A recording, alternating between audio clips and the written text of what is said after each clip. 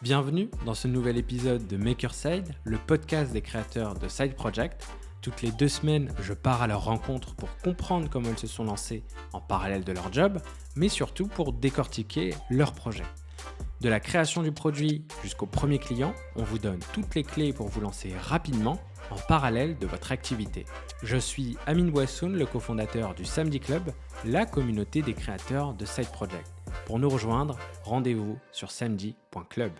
Aujourd'hui, je reçois Pierre-Emmanuel Moec, qui a cofondé le Mondays Challenge, une communauté de motion designers qui chaque semaine se retrouvent autour d'un défi à réaliser avec un thème imposé.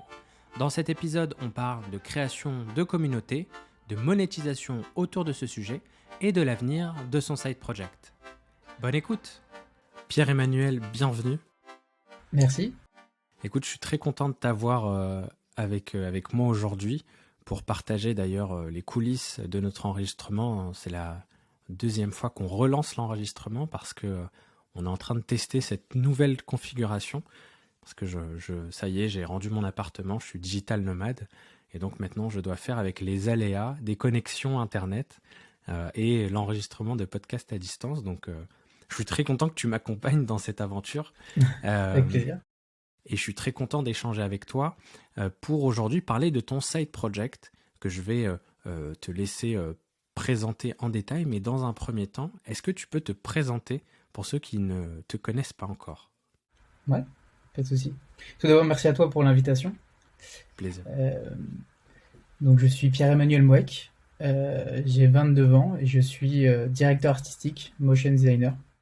Et tu as lancé un side project il y a combien de temps maintenant? Alors, je l'ai lancé en 2018. Ouais. Je ne suis pas tout seul du coup dans cette aventure, nous sommes 2. Je l'ai lancé en parallèle d'une entreprise dans laquelle j'étais, chez un média donc, qui s'appelle Combini. Et alors du coup, j'ai fondé le Mondays Challenge en 2018 avec une amie, une collègue. En fait, on est parti d'un constat assez simple, c'est qu'on était très focus sur le travail. On avait une cadence assez poussée, du coup, il fallait rendre des vidéos temps à la journée. Et en fait, on avait plus de temps pour nous, pour créer, pour se faire plaisir tout simplement, pour innover, pour trouver des nouvelles techniques, ce genre de choses. Quand en général on le fait, enfin que tout motion designer fait, ou même toute personne en vrai. Du coup, on s'est dit, on va essayer de trouver un projet qui va nous motiver, nous. Et du coup, on a créé le Mondays Challenge. Donc c'est une communauté qui se base sur un challenge hebdomadaire, donc tous les lundis, d'où le nom Mondays Challenge. Et ça permet aux personnes de se focus sur une thématique, une colorimétrie et un temps donné à produire. Donc en fait, on va, imaginons ce lundi, ce sera le thème porcelaine. Ça va motiver toute la communauté à créer et produire une vidéo de 5 secondes autour d'une colorimétrie adaptée au thème porcelaine et le sujet porcelaine. Donc ce qui est génial, c'est qu'on motive du coup cette communauté à créer, à produire et à se motiver à faire autre chose que de produire pour son employé ou pour son entreprise. Et ça permet aux créateurs de se créer aussi un portfolio de leur création. Et juste pour qu'on ait une idée, ça représente combien de temps 5 minutes enfin c'est quoi, c'est 5 secondes pardon de motion en temps de travail? Il faut savoir que nous on laisse une semaine du coup. Le but c'est pas forcément de produire quelque chose qui est extrêmement fluide, léché, travaillé. En fait ça permet aussi de découvrir des techniques, donc ça peut prendre énormément de temps, tout dépend si la personne par exemple décide de prendre 3 jours ou 5 jours de travail acharné pour produire une nouvelle expérience. Je dirais que ça peut prendre une journée, quelques heures, enfin ça dépend de la technique utilisée, ça dépend de beaucoup de choses quoi. D'accord. Et du coup, toi, ton projet, tu le qualifierais de quel type de projet? Parce que dans ce podcast, on voit passer différents types de side project. Et le tien, tu le mettrais dans quelle catégorie de side project? Comment est-ce que tu le qualifierais? Voilà, grande question. Si je devais, par exemple, te donner des exemples, est-ce que tu te considères comme un business, enfin, on n'est pas obligé d'ailleurs d'utiliser le terme business, mais est-ce que tu te considères comme un projet basé sur la communauté? Est-ce que tu considères être un média? Est-ce que tu considères ça comme une activité sur les réseaux sociaux? Comment est-ce que tu qualifierais tout ça, même si j'ai l'impression que c'est un peu un ensemble de ces différents projets? Exactement. Je pense que c'est un mix. C'est parti sur un projet à la base qui émane juste de la bienveillance, en fait, entre collègues. Et c'est parti trop loin. Et c'est limite drôle, mais au final, on est très content. Parce que ça nous permet de continuer à se développer, tout simplement. Je dirais que c'est un côté média, oui, dans le sens où on va produire du contenu vidéo, pas forcément qui est en rapport avec l'actualité, même si des fois ça arrive, parce qu'on utilise des thématiques du quotidien et des fois qui sont liées au temps et à l'actualité, donc c'est intéressant. Mais je dirais plus communautaire et bienveillant, du coup. Ok. Donc du coup, si je résume, la cible, entre guillemets, c'est des motion designers. Le concept, c'est de leur donner des thématiques, enfin un ensemble de critères pour lesquels ils réalisent un challenge. Sauf que toi, derrière, t'as du boulot après, quand tu reçois tout ça. Ouais, c'est ça. Alors en fait, c'est destiné aux motion designers, mais aussi pour les animateurs. Ok. Et il y a beaucoup de challenges qui existent aussi, mais au niveau plutôt illustration. Mais nous, on est vraiment spécialisé dans l'animation. Et oui, ça demande beaucoup de travail pour répondre à ta question. C'est extrêmement chronophage. Enfin, de toute façon, le fait de contenir une communauté, de l'enrichir par du contenu, ça demande beaucoup de temps, mais c'est un temps qui nous est rendu. Enfin, les gens prennent conscience aussi qu'on est deux personnes à donner beaucoup de nous-mêmes, et on reçoit énormément de messages. Continuez à faire ce que vous faites, c'est cool, ça nous aide à évoluer. Même des personnes qu'on a rencontrées en vrai, ils nous ont beaucoup remercié. Certaines personnes nous ont dit merci, grâce à vous, j'ai réussi à me motiver à faire du contenu pour mon portfolio, pour moi, et pour me vendre par la suite. Et donc c'est hyper gratifiant de se dire que on a réussi à faire embaucher quelqu'un juste en ayant créé un petit challenge sur Instagram. Donc c'est super. Parce que justement, toi, qu'est-ce que t'en fais une fois que t'as lancé le challenge? Tu reçois toutes ces participations. Qu'est-ce que t'en fais concrètement? Alors, déjà pour réceptionner toutes les vidéos, on est parti sur la partie hashtag de Instagram, donc ce qui permet de référencer directement toutes les vidéos plutôt que d'aller les recevoir par mail où ce serait vite le bordel. Euh, En fait, on met à disposition le hashtag à tout le monde, donc toute personne qui veut poster une vidéo en rapport avec le Mondes Challenge vont utiliser le hashtag Mondes Challenge. Ensuite, nous, on va aller piocher les meilleurs parmi celles de la semaine, et on va le reposter sur notre page du coup pour offrir de la visibilité à la personne et dans un sens la remercier et la gratifier pour le temps qu'elle a passé dessus. Ok. Donc voilà quoi. Mais en soi, on essaie toujours aussi d'encourager même toutes les personnes qui participent en laissant un petit commentaire en général sur la vidéo ou en la conseillant, en lui disant continue, poursuis tes efforts, c'est bien, continue dans cette voie. Aujourd'hui, vous êtes déjà à plus de 37 000 abonnés. Quelles sont les actions que vous avez mises en place justement pour faire grossir ce compte Instagram? Alors, il y en a beaucoup. On a fait des tests, hein. En fait, clairement, on n'est pas habitué à gérer autant de personnes.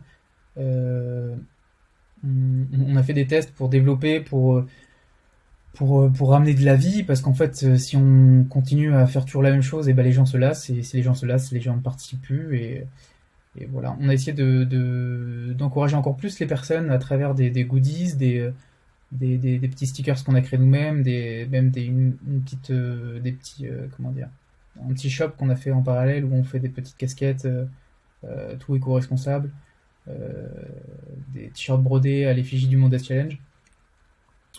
Enfin, on a fait gagner des petits trucs comme ça, des petits goodies.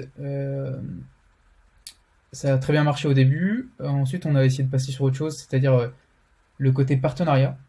Essayer de Ouais. contacter des marques pour du coup essayer de... Voilà, nous on a une communauté qui est assez présente.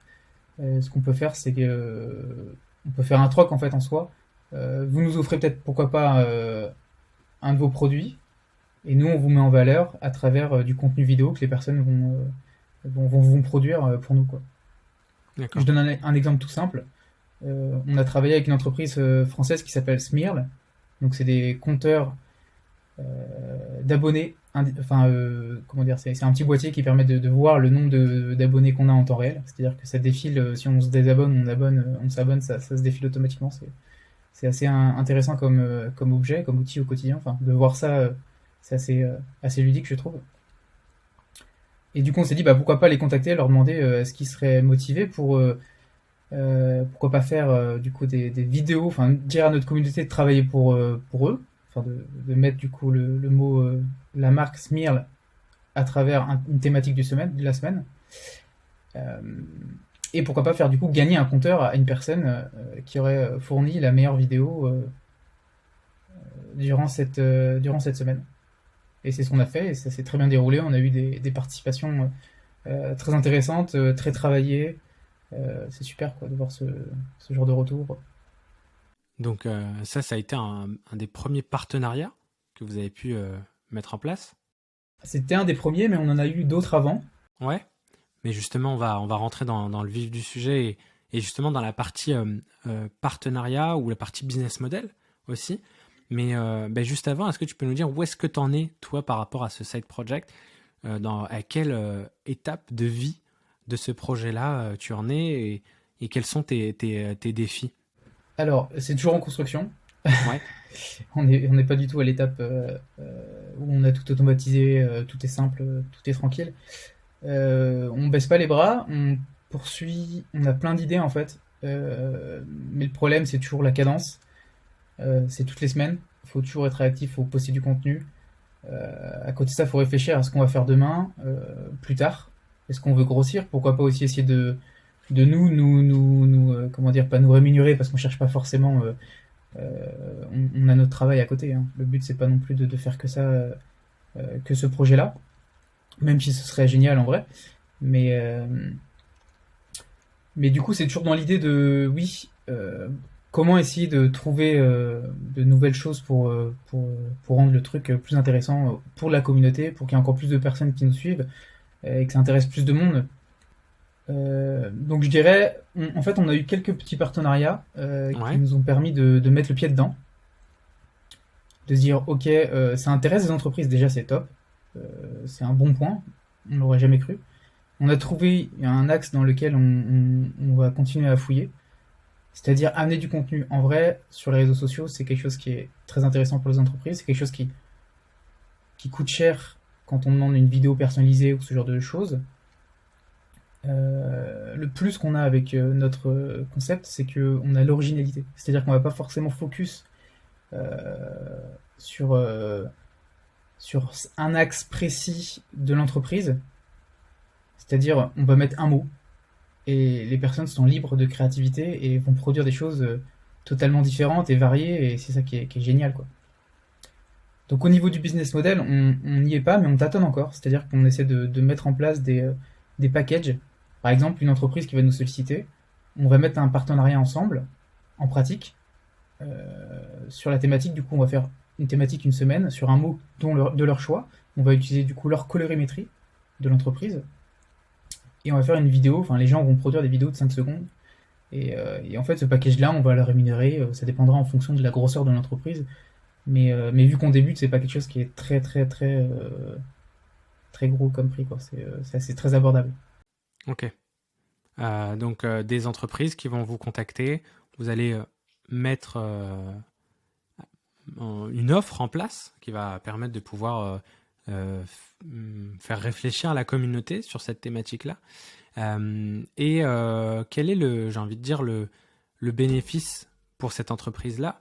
Est-ce que c'est du contenu qui est prêt à exploiter ou est-ce que c'est des pistes ou est-ce que c'est juste de la communication auprès de votre communauté?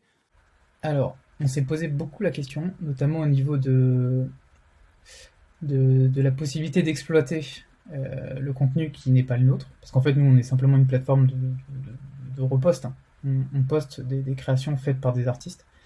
Ce qu'on va essayer de mettre en place, c'est si l'entreprise euh, est intéressée par une des œuvres, nous, on va mettre en relation la personne qui a créé du coup cette œuvre et l'entreprise. Donc on va être un petit peu le rôle d'intermédiaire pour savoir est-ce qu'on peut dégager aussi un revenu outre le côté visibilité, euh, on peut peut-être aussi dégager un revenu aussi à cette personne qui a créé l'œuvre. Et si D'accord. l'entreprise veut en profiter et veut l'utiliser, justement, bah, ça paraît normal. Un peu comme un système d'apporteur d'affaires pour des C'est ça, freelances. Ouais, tout à fait. ok. C'est aussi un des axes qu'on a développé, enfin, qu'on est en train de développer. On a fait un site internet, là, qui est en cours.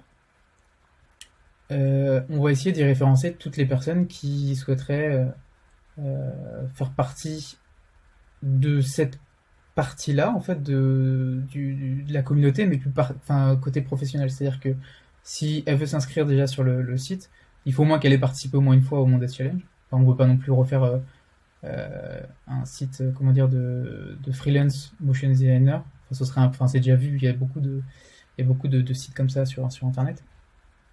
Le but, c'est vraiment d'avoir quelque chose de personnalisé et de voir les personnes qui sont dévouées, qui ont déjà participé au moins une fois à notre site, enfin notre challenge. Et du coup, on va mettre en place ouais, ce système de référencement où on aura toutes les personnes qui sont motivées et aptes pour, euh, pour cette mise en relation avec les clients. Ok.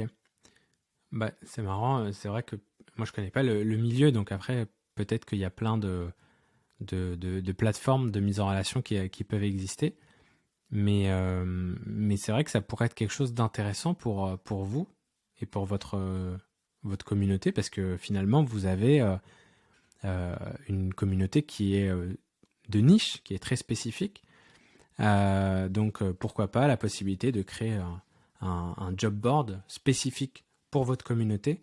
Mais tu me disais que c'est quelque chose qui existe déjà, c'est ça? Il y a plein de concurrents sur ce sujet-là? Bah, en fait, il y a beaucoup de plateformes de freelancing, type Malte, Crème de la Crème, enfin, notamment français. Après, je connais pas trop non plus celles qui sont à l'étranger.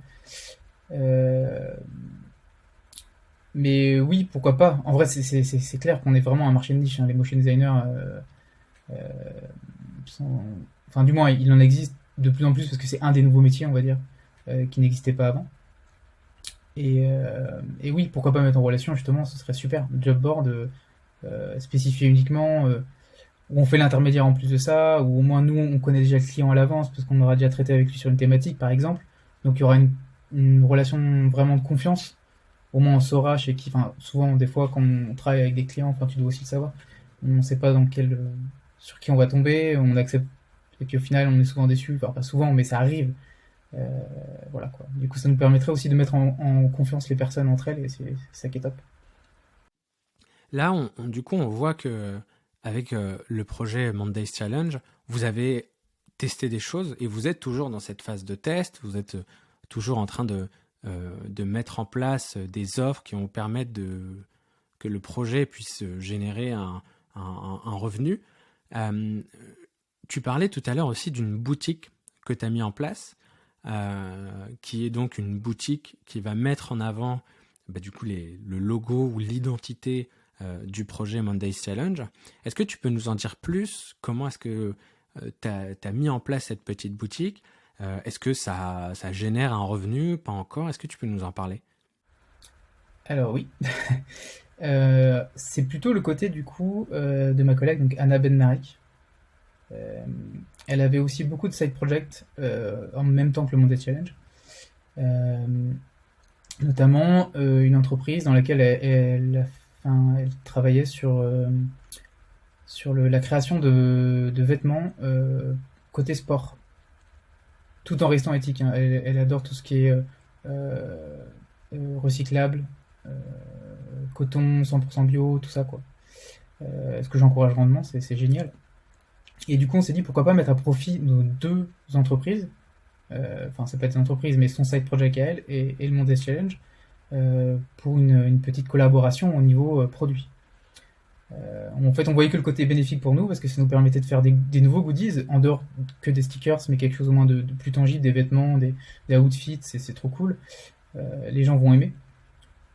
Mais ça nous permettait de faire gagner des trucs aussi, en plus que des stickers. Euh, donc on les a fait produire. C'est quelque chose qui nous, en fait, on s'est dit ok, on va mettre un peu d'argent tous les deux de notre poche. Même nous pour avoir une petite casquette, un petit pull, ça fait toujours plaisir. Donc voilà, pourquoi pas. On l'a fait On a eu un super engouement au début, beaucoup d'achats, notamment au niveau des casquettes. On a fait des petits pins aussi, tout ça. Mais en fait, c'est pas forcément quelque chose qui marche sur du long terme. Euh, mais au moins, on a testé, on a essayé, on l'a fait et on n'a aucun regret. Mais c'est hyper drôle parce que suite à cette réalisation, on a parlé avec beaucoup d'autres personnes, euh, notamment motion designers. C'est une autre communauté, enfin c'est la plus grosse communauté mondiale mais française sur Instagram. Je crois qu'ils ont 500 000 abonnés. Et en fait, j'étais rentré en contact avec cette personne-là qui m'a dit elle aussi qu'elle avait créé, même avec un nombre d'abonnés fulgurant, bien plus au-delà d'une autre. Elle s'est dit, mais c'est pareil, les gens en fait n'ont pas forcément d'engouement sur la marque en particulier. Mais en fait, on a plein d'autres idées, hein.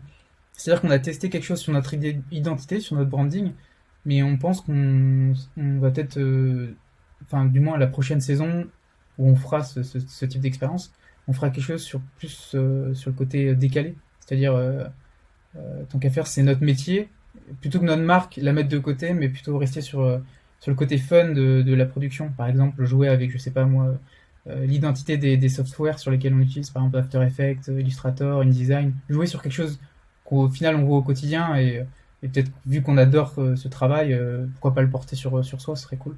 Enfin, on a plein d'autres idées comme ça en vrai. Ouais, c'est vrai que le côté shop, c'est quelque chose qui peut revenir sur différents types de projets. Tu vois, par exemple, tu vas lancer un podcast, tu peux avoir une version shop qui va reprendre, par exemple, justement, comme tu disais, un côté décalé, une phrase d'accroche qui peut être réutilisée. Et je sais aussi que vous avez, dans votre projet, vous avez aussi essayé des plateformes de type Buy Me a Coffee, Patreon, etc. Comment ça s'est passé ça comment ça a été accueilli par votre communauté? Comment est-ce que vous avez mis ça en place? Alors, ouais, on a essayé de partir sur le côté caritatif, si les gens veulent faire des dons. Euh, Imaginons, ils constatent qu'il y a beaucoup de travail, ils se disent voilà, on va peut-être essayer de les soutenir. Et en fait, on a laissé enfin, moi j'ai créé cette plateforme, enfin Patreon, je l'ai créé parce que je suis un youtubeur Kasenetsa qui en parlait énormément. Et je me suis dit, mais je trouve ça génial le fait que les gens puissent participer tout en ayant un intérêt, parce que Patreon, si on met aussi des choses en privé, c'est qu'on a envie de payer pour savoir comment ça se passe, le dessous du projet et tout ça. On a commencé à faire des choses comme ça. On a eu beaucoup de soutien au début, mais on s'est rendu compte que c'était quelque chose qui était encore plus chronophage. Oui. Le fait d'expliquer comment ça se passait en amont, déjà de le faire et d'expliquer ensuite par la suite. Enfin, c'est encore une nouvelle plateforme à entretenir. Voilà, c'est Ouais. très très fatigant.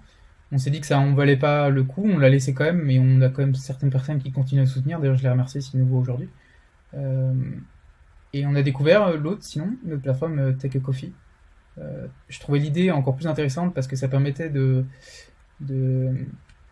souvent faire un don, c'est voilà, c'est de l'argent, on se dit on va le garder pour soi. Et au final, le fait de comparer ça à un café, ça paraît tellement banal et on se dit bah pourquoi pas quoi, 1 euro, 2 euros, c'est quoi, c'est pas grand chose. Donc on a quand même du soutien à ce niveau-là, c'est cool, on a des personnes qui ont participé, donc c'est super. C'est vrai que sur ce type de plateforme, tu as toujours un peu un seuil où avant, le fait de l'entretenir, bah ça, c'est pas rentable, entre guillemets. Même si enfin, tu peux avoir 2 euros, 3 euros, enfin plein de personnes qui mettent un petit peu. Et du coup, bah, si au taux horaire, entre guillemets, même si c'est un peu caricatural, bah, c'est pas forcément rentable de l'entretenir, mais à partir d'un certain moment, effectivement, si tu atteins un certain nombre de contributeurs, eh ben, effectivement, ça peut être intéressant, mais encore une fois, ça veut dire que c'est un abonnement, ça veut dire qu'il faut le maintenir, il faut créer du contenu spécifiquement pour cette plateforme-là. Donc c'est vrai qu'il y a toujours ce pour et ce contre. Mais c'est vrai que c'est le genre de plateforme, on en parle souvent d'ailleurs, on en a déjà parlé dans quelques épisodes du podcast, où la contribution, tu vois, ce genre de plateforme, Patreon, etc., c'est pas quelque chose qui est très, en tout cas en France, très développé. Tu vois, j'ai l'impression on est un peu réticent au fait de contribuer à des créateurs comme toi, comme ceux de ta communauté. Est-ce que c'est quelque chose que tu ressens aussi ou pas? Parce que tu parlais de Casey Neistat tout à l'heure. C'est vrai que dans d'autres pays, c'est quelque chose qui est développé, et c'est quelque chose d'assez courant. Qu'est-ce que tu en penses? Complètement. Ça, je le vois. Bah, c'est simple. En fait, sur Patreon, il nous reste un seul contributeur. Ah non, deux, autant, pour moi. Le deuxième, c'est un ami de ma collègue Anna, du coup, qui constate qu'on travaille beaucoup. Il adore ce qu'on fait, même s'il n'est pas du tout dans le domaine. Et ben, il se dit, je vais soutenir enfin, mon ami. En fait, c'est souvent ça. C'est souvent des personnes qui sont soit du cercle proche, du coup, amis, soit c'est d'autres personnes de la même communauté qui constatent qu'il y a vraiment beaucoup de travail. En fait, l'autre personne qui nous aide au quotidien depuis le début, c'est une grosse personne aussi qui a beaucoup d'abonnés, je crois aussi 500 000, quelque chose comme ça. Et en fait, juste pour le soutien, elle s'est dit bah, je vais vous aider, je vous donne 5 euros tous les mois. Mais c'est pas grand chose, mais c'est énorme pour nous, enfin, de se dire qu'on a quand même quelqu'un qui nous aide et enfin, qui nous soutient aussi moralement. Mais pour en venir à ce qui se passe aussi à l'étranger, oui, je pense que je dirais, c'est pas du radinisme, mais je sais pas comment expliquer ça. Je sais pas. Peut-être la culture, tu vois. Parce que, Ouais, ouais, peut-être le côté aussi numérique, le fait de se dire je vais envoyer de l'argent, mais qu'est-ce qu'ils vont en faire carrément. après, je Mhm. sais pas. C'est autre chose. Mais oui, à l'étranger, c'est énorme. Je vois une grosse différence. En fait, on a des communautés qui font pas totalement la même chose que nous, mais qui sont plus sur du repost. Juste du repost basique, Sans notamment à challenge. l'étranger. Même pas un challenge, hein, juste Ouais. une plateforme qui s'appelle Xuxoe. C'est uniquement du repost de thématiques. Donc c'est-à-dire que c'est pas forcément enfin, ils peuvent prendre du recyclage des vidéos qui ont été faites il y a longtemps. Si c'est pomme qui va être cette semaine, et bah, tu peux envoyer une vidéo pomme que tu as fait il y a 2 ans par exemple et ça va être reposté. Et cette personne-là est sur Patreon, elle a énormément de soutien. Je crois qu'elle a peut-être 50 personnes qui lui donnent un peu d'argent tous les mois. Mhm. Mais et encore, ça c'est le don. Enfin, ça c'est le don. Donc du coup, les gens sont assez réticents. Mais tu sais, nous on est sur Gumroad avec Marine. On a un challenge où on vend des templates Notion. Mais même sur des produits digitaux, c'est pareil. En fait, on constate que les gens sont réticents à acheter même des produits virtuels. Et tu vois, on le voit d'ailleurs sur la plateforme Gumroad. La majorité des achats sont autres qu'en France, c'est-à-dire aux États-Unis, beaucoup où les gens ont l'habitude d'acheter, ou même des fois rien que pour soutenir, parce que tu vois, dans nos projets, il y a des projets qui sont gratuits, et dans les projets gratuits, tu peux quand même mettre 1 dollar, 2 dollars, etc. Et on voit que des gens laissent des pourboires, on peut appeler ça comme ça, sur des projets. Donc effectivement, et c'est pour ça que d'ailleurs ces plateformes comme Gumroad ne sont pas totalement connues en France, parce qu'il y a cette notion de payer un produit virtuel, de laisser un don. Donc c'est vrai que c'est pas dans la culture, je pense. Mais ça va peut-être se développer. Et c'est vrai que nous, du coup, toi et moi, et d'autres, on le voit parce qu'on est dans des communautés qui arrivent pas à vivre, mais en tout cas à contribuer sur ces types de plateformes à l'étranger. Tu vas avoir beaucoup de motion designers qui vont créer du contenu sur YouTube, qui vont avoir un Patreon, sur des templates Notion pareil. Enfin bref, il y a plein de... C'est un sujet très vaste qu'on pourrait aborder limite dans chaque épisode, parce qu'il y a différentes manières de le mettre en place. Il y a aussi YouTube, d'ailleurs, qui a lancé, pas un équivalent, mais tu vois, maintenant sur YouTube, pour certains artistes, tu peux payer un abonnement Le premium. pour exactement. Ouais, tu peux t'abonner, souscrire d'ailleurs, c'est un petit bouton souscrire en dessous de certains créateurs de contenu où tu peux payer 4, 5 euros ou dollars pour recevoir des vidéos exclusives et avoir un fil d'actualité personnalisé. À voir comment ça se développe en France. Mm. Mais s'il existe enfin, d'autres certainement, hein, mais il y en a un, comment dire, une plateforme que les gens qui ont aussi beaucoup de communautés utilisent, c'est Tipeee. Tipeee. Tipeee, ouais. Je Hum, crois que c'est français si je dis pas de bêtises. je crois, ouais. Mais ça marche bien parce que ça marche bien pour les personnes qui ont déjà une grosse communauté et qui apportent du contenu aussi régulièrement, quoi. Ouais. Après, peut-être que ça marcherait. Peut-être que c'est la forme aussi. Peut-être qu'il faudrait le faire sous forme de financement d'un projet.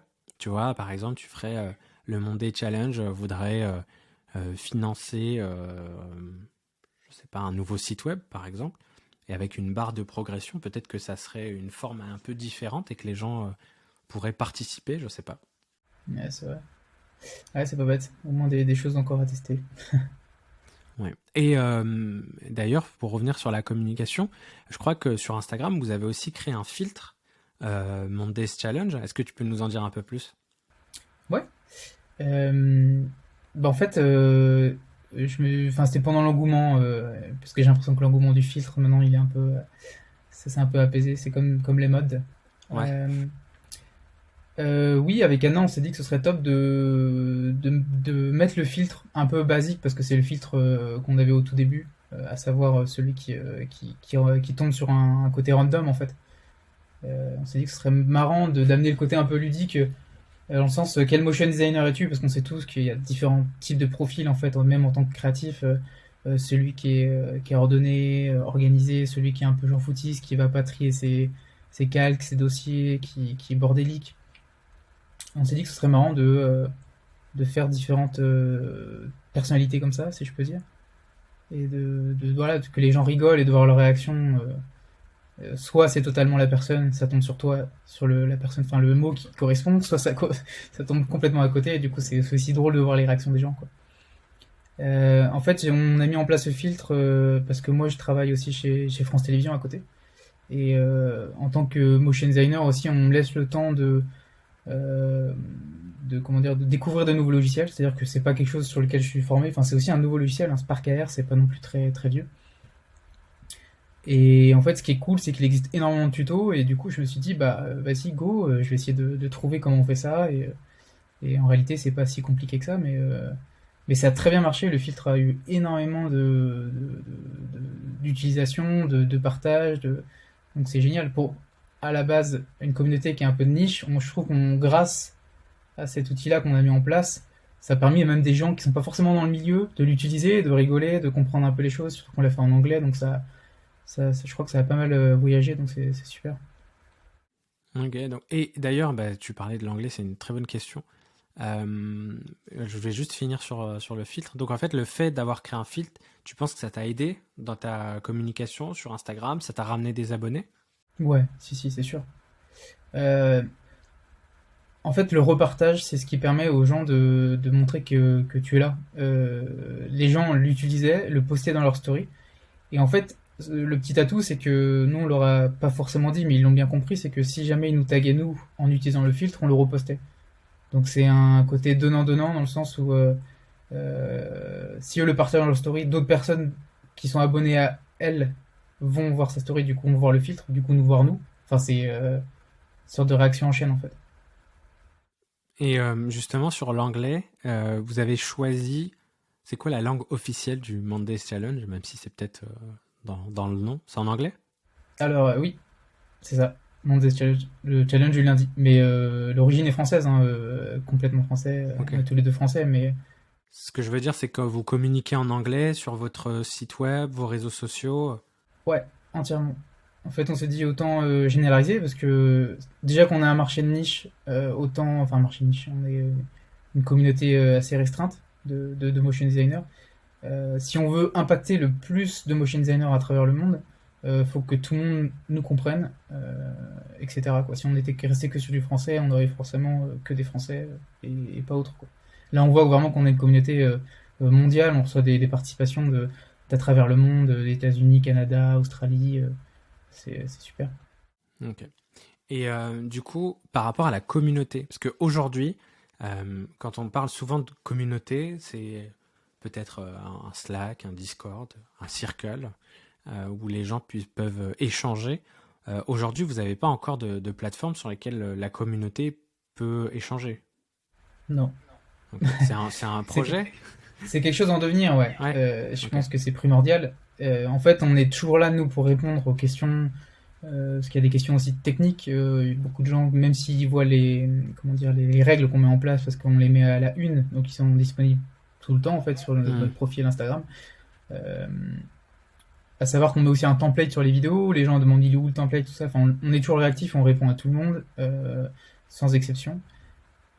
Mais oui, on s'est dit, mais pourquoi pas mettre les gens en relation entre elles. En vrai, c'est pas bête.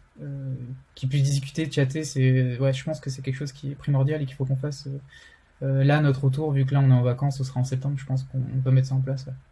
Ouais. Ouais, mais c'est un gros challenge parce que nous, on l'a fait avec la communauté des créateurs de Side Project.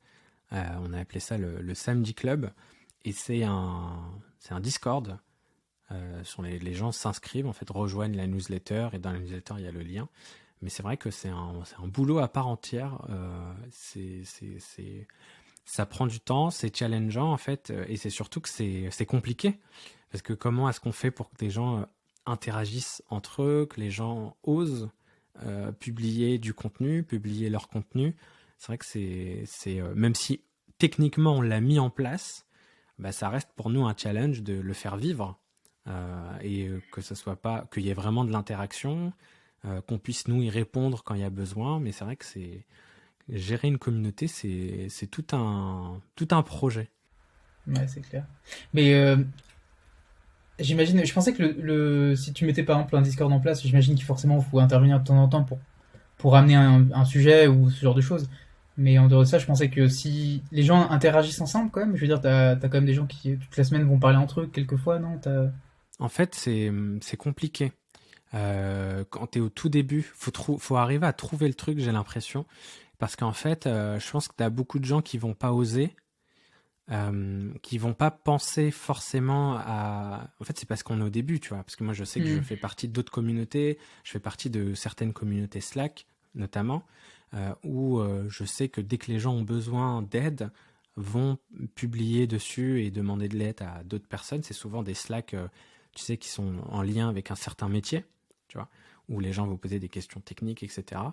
Mais non, en fait, on pense que c'est naturel qu'une fois que les gens seront réunis, c'est peut-être aussi une question de taille, de masse, tu vois, c'est peut-être ça. Nous, on est à peu près une centaine aujourd'hui, mais pour l'instant, il y a pas, pour être transparent, il n'y a pas des conversations tous les jours. Il n'y a pas tous les jours quelqu'un qui va venir poser une question ou partager quelque chose. Donc, pour nous, c'est encore un sujet d'amélioration, par exemple. Ok. Mais j'ai hâte de voir comment est-ce que vous allez mettre en place ça chez Monday's Challenge, parce que c'est vrai qu'on peut le mettre en place de différentes manières. Déjà, il y a le choix de la plateforme. Ensuite, il y a le choix de quel channel on va mettre dans la communauté. Quelles sont les règles aussi qu'on peut mettre en place. Mais c'est vrai que c'est un sujet qui mérite encore d'y réfléchir. Tu disais tout à l'heure que tu regardais dans les channels, dans les hashtags par rapport aux vidéos que vous recevez. Vous en recevez combien Alors, ça dépend les thématiques. Ça dépend l'engouement aussi des gens, le temps. Des fois, on déborde un peu sur la deadline parce qu'on n'a pas eu le temps de reposter tout le lundi. Du coup, le sujet de la semaine prochaine est annoncé un peu tardivement et du coup, ça en décourage certains, j'imagine. Mais c'est rare. On en reçoit une trentaine, on va dire, à peu près. Après, il y a de toutes différentes qualités. Il y en a on voit qui n'ont pas forcément eu le temps ou qui progressent ou qui apprennent tout simplement le métier et qui du coup font des choses peut-être un peu basiques pour être postés sur la page. Mais oui, c'est une trentaine de participations. Ouais. C'est quand même pas mal. Une trentaine et vous en sélectionnez 9-10. C'est ça. Ok. Et du coup, même si on en a déjà un peu parlé, du coup, c'est quoi vos prochains challenges pour la suite? Et là, du coup, ça va être pour la rentrée. Alors ouais, justement, c'est rare qu'on se mette en vacances. Soit quand moi je prends une semaine, c'est ma collègue qui va gérer la suite. Là, on s'est dit que je pense qu'on a besoin tous les deux de souffler. Là, quand même, au bout de 3 ans, on se dit il faut quand même qu'on essaie de trouver des nouvelles choses. Du coup, on va prendre le temps de réfléchir à tout ça. Mais le but ultime, ce serait de déjà finir notre site qui est en cours. Là, ce qui est génial, c'est que on a des Ukrainiens qui participent au Monday Challenge, qui ont un studio, comme quoi le relationnel, c'est dingue, font une vidéo pour nous. Mais pas gratuitement, en fait. C'est juste que j'ai vu un post sur LinkedIn de leur studio. Écoutez, on n'a pas beaucoup de travail en ce moment. Si vous avez des choses à nous proposer, on peut le faire gratuitement ou non. Et du coup, nous, on les a contactés. On a fait, on est motivés. Ça nous permettrait comment dire, de faire, enfin, de leur donner du travail aussi, Ouais, de les faire travailler rémunérer la aussi dans un communauté. sens. Et voilà, de nous permettre, ouais, c'est ça, d'avoir quelque chose. On aurait aimé le faire, mais on n'a pas forcément le temps. Et là, on est en train de peaufiner ça, donc ça va sortir à la rentrée normalement. Et ça va être lourd. Donc voilà. Mais on a plein d'autres choses. En fait, je pense que c'est primordial aussi c'est à nous d'aller aux entreprises, d'expliquer notre projet, notre concept, et d'essayer d'en trouver des entreprises, de développer d'autres trucs. Le Discord, comme on disait tout à l'heure, il y a plein d'autres choses, d'autres formats qu'on veut créer aussi. Parce qu'à la base, on adore créer des formats, c'est pour ça qu'on a créé aussi le Mondes. Euh, on essayait de faire des battles, pourquoi pas entre deux motion designers. Amener un nouveau challenge à travers le challenge. Pourquoi pas partir sur, je sais pas moi, ça peut être deux personnalités, deux motion designers qui vont se battre pendant. Ils ont 24 heures tous les deux. Je sais pas, Ouais. imaginons, ça peut être ça. Ça peut amener une nouvelle dynamique au challenge. Ils ont 24 heures pour faire animer un logo ou je sais pas, bam. Et après, c'est la communauté qui va choisir lequel a gagné et on fait gagner un lot plus gros au gagneur, enfin au vainqueur et un lot plus petit à l'autre, quoi. Donc ce serait cool de faire ça de temps en temps. Ça peut être un challenge mensuel par exemple. Ou voilà. Enfin, on a plein d'autres idées qu'il faut qu'on mette en pratique, mais ça demande du temps. Mais on lâche rien. Écoute, j'ai hâte de voir la suite de cette aventure. On arrive bientôt à la fin de cet épisode de podcast, de cette discussion, je dirais, de cet échange. Est-ce que tu aurais un conseil à donner à des personnes qui souhaiteraient lancer leur projet? Totalement.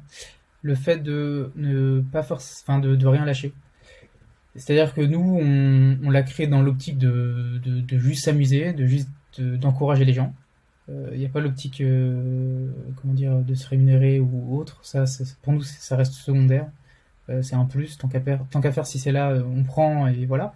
Mais je dirais aux gens de ne pas se décourager parce que nous, ça fait 3 ans, on s'est dit bon, à un moment, voilà, il serait temps de passer à autre chose, de consacrer ce temps à un autre projet, je sais pas.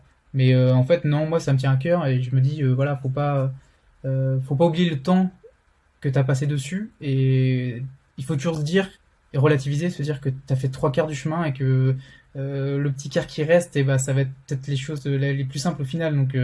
Donc ouais, ne pas se décourager, pas se démotiver et foncer quoi, ne pas hésiter à faire autre chose à côté de son travail aussi, c'est très très important même pour la santé mentale ou voilà de voir qu'on est capable de faire autre chose pour soi, euh, pour se mettre en valeur aussi pour les autres entreprises, pour autre chose. Enfin, Ouais. c'est super. Il y a des moments où vous auriez pu, vous étiez à deux doigts d'arrêter? Pas de doigts, mais en fait, ce qui est bien, c'est que vu qu'on est deux, il y a toujours Un qui l'un motive qui l'autre. va soutenir l'autre en fait. Il y a des fois, on se dit ouais, je vois que soit c'est elle, soit c'est pas, soit c'est moi. On n'est pas trop dans le mood de produire des choses cette semaine. Alors je vais prendre le relais ou c'est l'inverse. Enfin, c'est ça qui est top. Une équipe, c'est génial. C'est s'entraider, voilà, ne rien lâcher quoi. Ouais, très beau message. Je pense qu'effectivement, ouais, c'est ça en fait. Je pense que peut-être tout seul, un des deux aurait pu arrêter. Mm. Et là, à deux, bah, ça permet d'aller plus loin, comme on dit. Donc, bah, écoute, c'est super inspirant. J'ai hâte de voir la suite de votre aventure. Où est-ce qu'on peut justement vous retrouver et poursuivre votre aventure? Alors la plateforme principale, c'est Instagram, mais on est aussi sur Facebook, Twitter, et je crois que c'est le principal. Ouais. Il y a On est aussi TikTok sur aussi, j'ai cru voir. YouTube. Ah oui, TikTok aussi. Ouais, au final, beaucoup de canaux, ouais, ça fait beaucoup là. YouTube, Vimeo aussi, mais on est moins actif sur YouTube et Vimeo. Mais ouais, TikTok, on s'est mis aussi il y a pas longtemps. C'est marrant. Pourquoi YouTube et Vimeo? Vimeo, c'est côté pro, on va dire. En fait, moi, vu que j'ai fait un stage pendant mes études à l'étranger, c'était vraiment très axé Vimeo, plus Vimeo que YouTube. Ouais, Les motion designers étaient beaucoup plus souvent sur Vimeo que sur YouTube.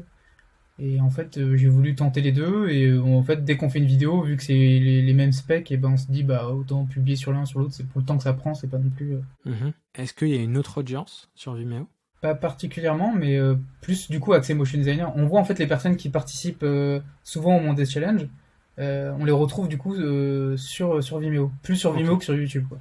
Pour mettre leur portfolio, par exemple. C'est ça. En fait, vu qu'il y a le côté aussi collaboration, on peut mettre qui a œuvré à cette œuvre-là. Et ben, ça permet aussi notre ouais, mise en relation si on poste quelque chose, on va forcément retomber sur la personne qui l'a créé, donc c'est cool. Ok. Bon, bah, super, merci pour toutes ces explications et merci pour ton temps. Ça Merci à fait toi. 45 minutes qu'on discute de Side Project. Je trouve que c'était super intéressant. on arrive dans ton projet pas en plein milieu, mais à une étape un peu importante qui va être le moment où vous allez continuer à tester de nouvelles manières de faire, de nouveaux projets, de nouveaux business models. Et je trouve que c'était intéressant d'en discuter. Peut-être que ça donnera de l'inspiration à des personnes qui nous écoutent et qui pourraient lancer un projet qui serait sur une autre thématique évidemment, mais dans cette idée-là, parce que c'est vrai que c'est un projet original. C'est pas le type de projet qu'on va retrouver qui sont des e-commerce, un podcast, une plateforme de mise en relation. C'est vrai que c'est assez particulier. Donc, merci Pierre-Emmanuel pour ton temps, pour ta transparence, tes échanges, tes conseils. Et puis, je te souhaite plein de bonnes choses pour toi et votre projet. Merci à toi. À très vite. À très vite. Ciao. Merci d'avoir écouté le podcast jusqu'au bout. Toutes les informations et les liens évoqués durant notre échange sont disponibles sur le site du podcast. Vous y trouverez également le Samedi Club, la communauté des créateurs de Side Project, dans laquelle vous pourrez échanger avec d'autres créateurs, notamment dans notre coworking virtuel du samedi matin. Que vous soyez au stade de la recherche d'idées ou que vous monétisez déjà votre Side Project, rejoignez-nous sur samedi.club.